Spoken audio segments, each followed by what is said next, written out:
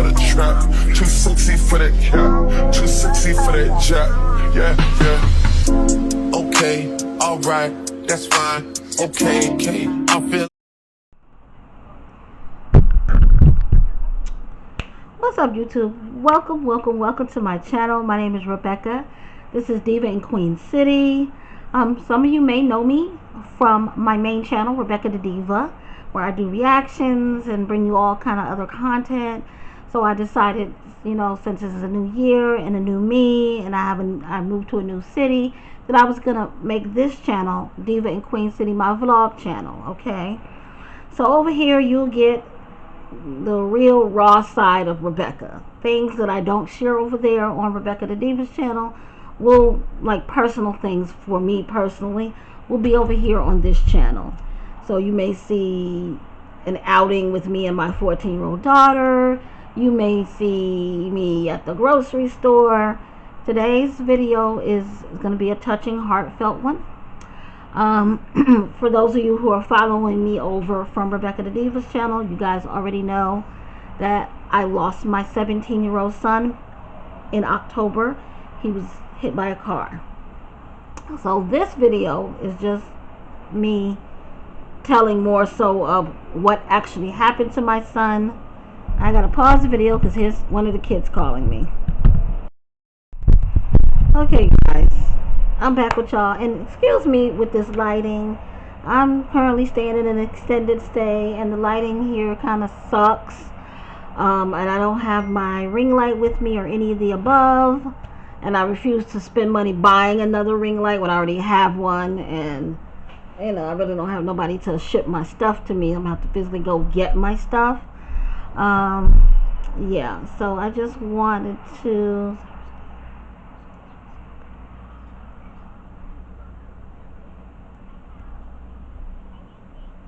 sorry y'all, just busy today. So I just wanted to start off first by shedding some light and telling who my son was, you know.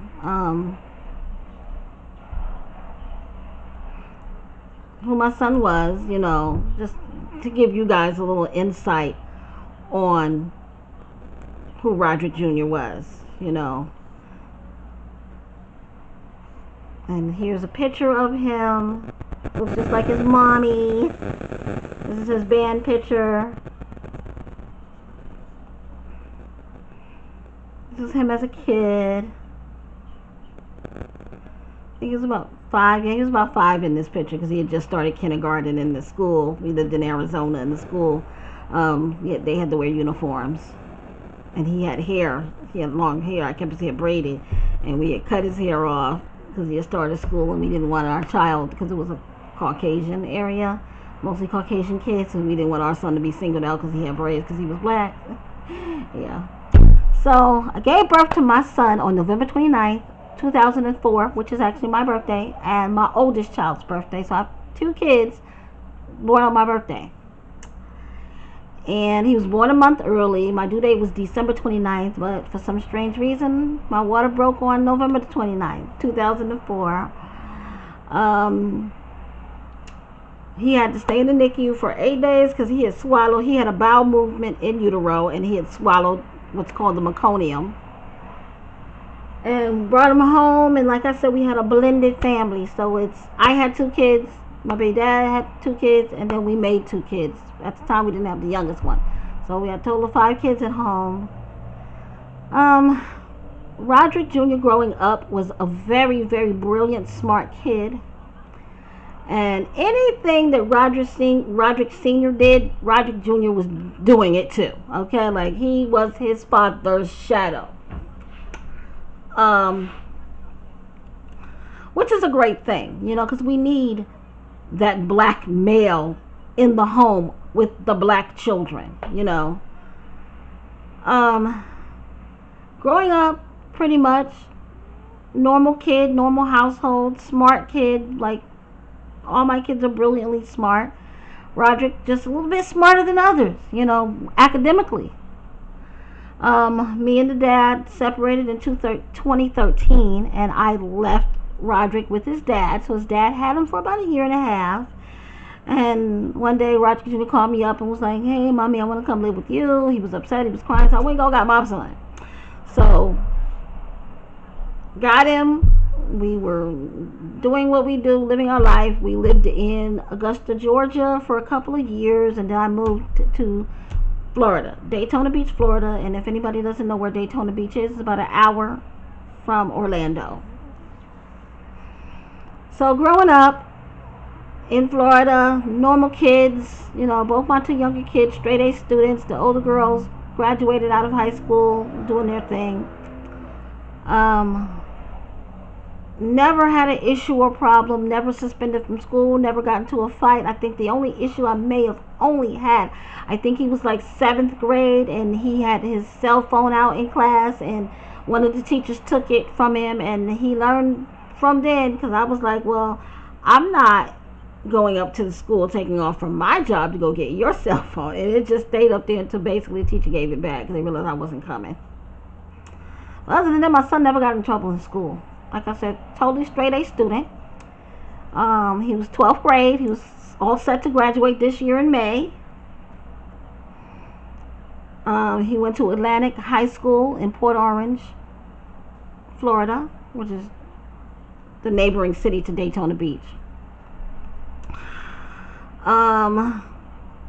He was taking a dual enrollment class. He got accepted into the college of his dreams, which is University of Kansas. Go Jayhawks. On that day, October the 21st. Now, I was working one job, and that was going to be my last day working with the job that I had been working on. I work from home, mind you. I was starting a new job with a big company. Still work from home. And I was going to be training. That day, October the 21st of 2022, it was a Friday, was my first day training. So everything was going well, household running like it was. That morning, I got up as usual, made sure the kids was up. My son basically said he was going to stay home because like I said, he's a straight A student. He was taking a dual enrollment class. In the class that he had, that was the college course, he was a little bit behind in. So he stayed home to catch up on work because he had a job working at the neighborhood Walmart, and he was in school, and he was in the marching band. So that had to be a lot for Roderick. You know what I'm saying? But he was handling it because he was a man. You know, that's what a man is supposed to do. So I was like, all right, cool, not a problem. I should have made him go to school. I really should have. But I try not to, you know, beat myself up over that. So with my new job, they give you a little, like, do not disturb sign and let you know that the person is in that room working, which I think is corny. So I had the sign on the door, and I was communicating with all of I was in and out of the room, basically. You feel me? So on my first break, he was almost finished. He was eating his lunch, and he was finishing up his schoolwork, or I think he was about to play the video game or something. He was on the, I think he finished his work. I heard him in the shower a little bit after then. And then I was back to work, so my door was closed, but I heard him leave out. No, I didn't even hear him leave out. No, I heard him mumble something to his sister, and I heard the door close. And I work right by the window, so I saw him get into an Uber. So I text him, boop, boop, boop, where you going? He was like, I'm going to Target. I was like, all right, boom, cool. He came back, I want to say about an hour and a half, 2 hours later, and he was taking the trash out. And I did one of those to him. He did one of those to me. He went on about his way. That was just our little thing. And his sister was like, he bought a scooter. And I was like, oh, okay. It was an electric scooter. He paid about $2.89 for it. He did not buy a helmet. And I feel that if he would have bought a helmet and had a helmet riding that scooter, he would have been alive today. So I went back in my room to finish because my break was over. I worked some more. I heard him mumble something to his sister again. He left out. At that particular time, it was time for my lunch. My daughter, I think, was on the phone with a friend or something, and she decided she wanted to go take the dog out for a walk because we had a dog at the time. I was like, all right, cool. She brought her baby into me. I was watching the baby. About 10 to 15 minutes after she left out to go walk the dog, she called me back frantic. Said, Mom, I think something happened to Junior. And she was like really hysterical. And I was like, what do you mean? I was like, I started screaming, my boy, my boy, my boy, my boy. She said, some kid got hit who was riding a scooter. And at that moment I knew, that's my son. He just bought a school. How many kids are riding a scooter at this time of the day? Like, a lot of kids ain't even home from school yet. So I automatically just start screaming and hollering, but I had to stop because I had my granddaughter with me who was only like 5 months old. So I was like, damn, I gotta stop. I can't scream. So I just took my phone and I called his number. And a nurse answered the phone from the hospital and I said, ma'am, I said, is my son dead? Is my son okay? What's going on? She was like, man, I can't tell you nothing over the phone. You just need to get here. So I started panicking and I was getting dressed and I started calling his dad and was able to tell the dad that an accident happened and you just need to get out here by any means necessary because his father lives in California now. I got to the hospital and the police officer met me. They put me in a counseling room. A nurse came down and said he's in really bad condition. And if you have any family members, you need to tell them to come. I was like, there's only me and his older sister, his younger sister's older sister and his niece. And they're en route to the hospital now. And it was like, okay, so we're going to, get ready to take you upstairs to the surgery waiting room. They say they had put him in the CAT scan and he coded in the CAT scan and they was able to get him back, put him on a vent, and now they took him into surgery. So all I had at that point was some prayer. That's all I had was some prayer. That's all any mother knows how to do when something's wrong with their kid is to pray. So I started calling everybody that I knew. I needed people to pray for me, pray with me, be on the phone with me, something. And finally, after what seemed like it was days to me, the two surgeons came out and say, I was like, tell me, is my son dead? Is my son dead? And he was like, I'm sorry.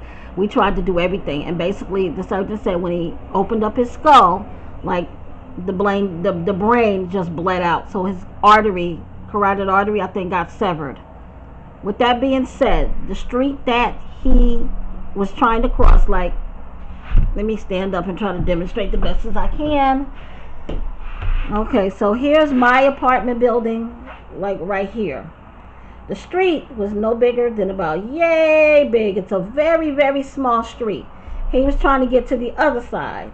On the other side was like a church and a bank. So I guess he just wanted to ride on the other side. And the lady was coming from this way. And the speed limit there is on that particular street. It's called Big Tree Road in Daytona Beach, Florida. 40 miles an hour, the sign is posted, and it says. This lady had to have been going at least 60, 65, maybe even 70. She was speeding. She said the sun was in her eyes. She couldn't see him, and she hit him.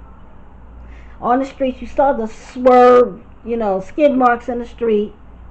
So he was rushed to the hospital.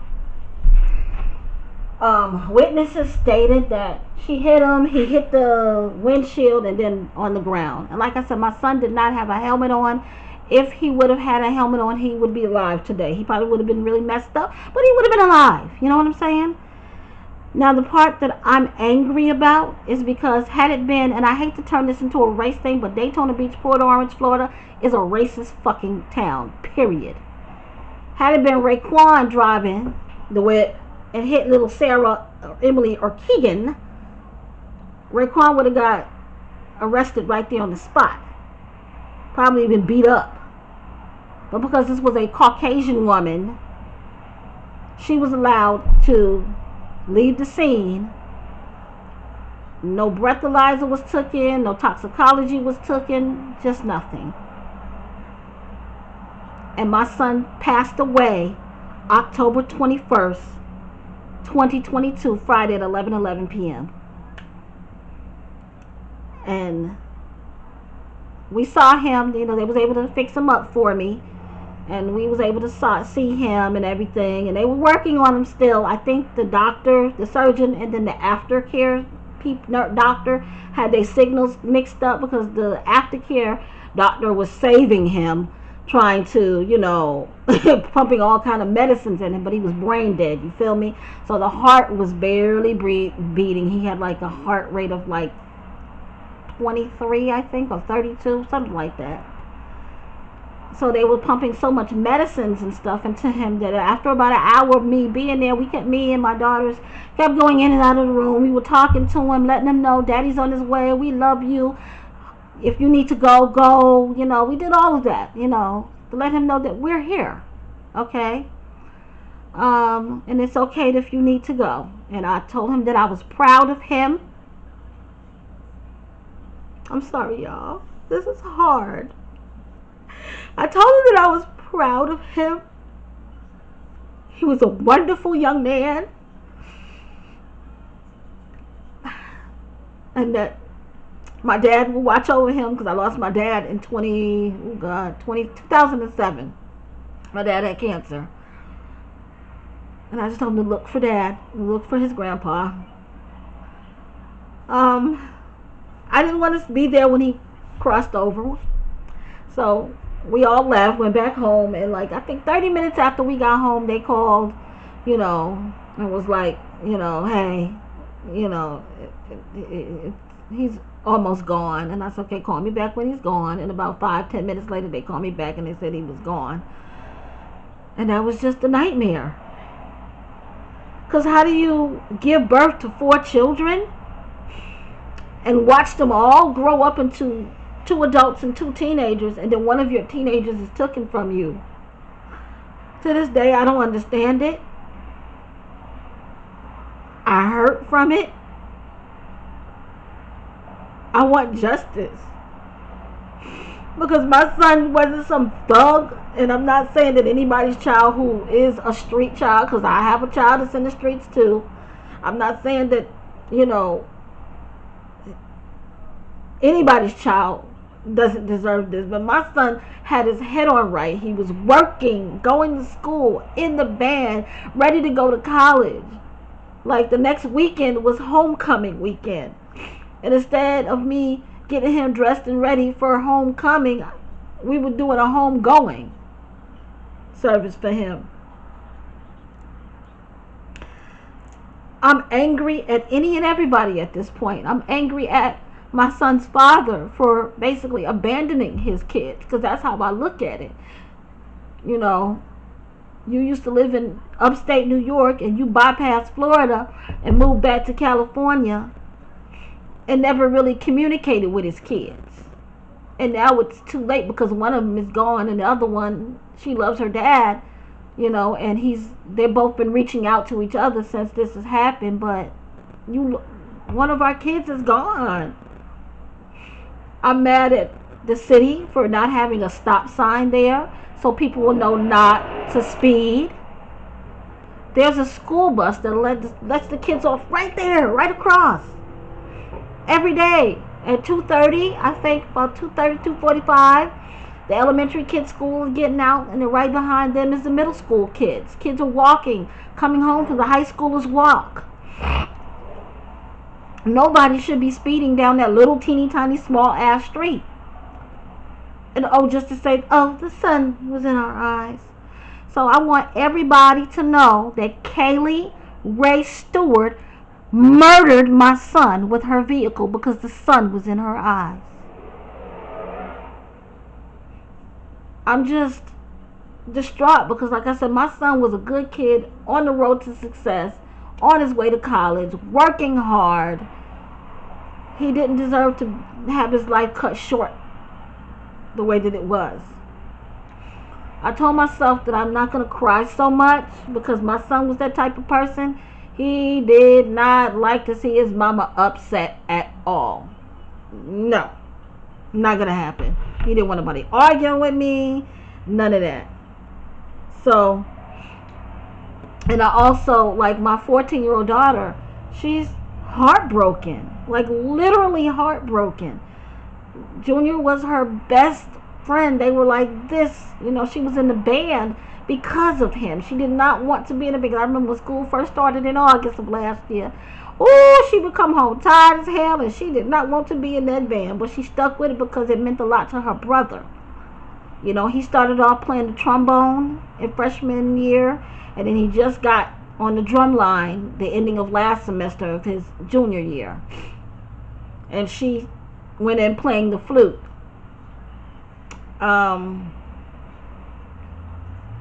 It's just sad, very sad all around. My whole family is basically torn apart because of this. I'm never going to be the same again, and I think a lot of my family members don't understand. Unless they physically lost their child, they don't get it. Telling me that I'm going to be okay, telling me he's in a better place. No, bitch, a better place is with me, with his mama. Not dead. So we were able to have a service for him. It was October 31st, I believe, was his service. And it was very touching. Like, so many of his band members and schoolmates and just the community, everybody showed up and showed out and showed love and respect for Junior.